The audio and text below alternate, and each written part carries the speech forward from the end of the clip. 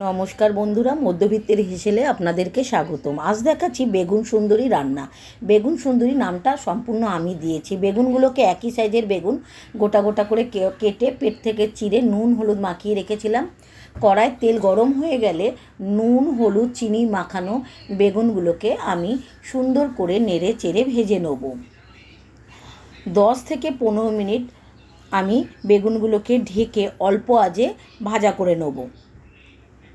এদিকে আমি আগে থেকে তৈরি করে রেখেছি একটা পেস্ট, যেটা সর্ষে আর পোস্ত, কিছুটা হলুদ আর 4টে কাঁচা লঙ্কা দিয়ে একটা মশলা তৈরি করে রেখেছি। যখন বেগুনটা প্রায় অর্ধেকের বেশি সেদ্ধ হয়ে যাবে, আগে থেকে তৈরি করে রাখা মশলাটা আমি রাতে করে রেখেছিলাম, তাই ফ্রিজে রেখে দিয়েছিলাম। মশলাটা বেগুনের মধ্যে দিয়ে বেশ কিছুক্ষণ সুন্দরভাবে নাড়াচাড়া করব। আর আস্তে আস্তে হাতে নাড়বে, খুব তাড়াতাড়ি নাড়বে না, তাহলে বেগুনগুলো ছেড়ে যাবে। আমি বোটা সমেতই রেখেছি দেখতে সুন্দর লাগার জন্যে। বেগুনগুলো ভালো করে নেড়ে চেড়ে মশলা দিয়ে কষিয়ে বেশ কিছুক্ষণ আবার অল্প আঁচে ঢেকে রাখবো।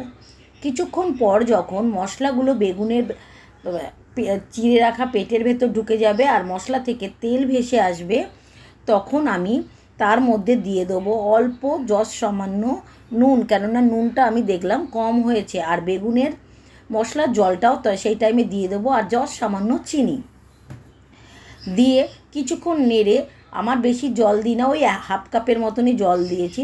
ঢেকে রাখার পর ব্যাস তৈরি হয়ে গেল বেগুনের গোটা গোটা বেগুনের দিয়ে বেগুন সুন্দরী। দেখো কত সুন্দর কালার এসেছে। আর সবশেষে দিয়ে দেবে কুচিয়ে রাখা ধনেপাতা। আমার ভিডিওগুলো কেমন লাগে আমাকে জানাবে, পুরোটা ভিডিও দেখানো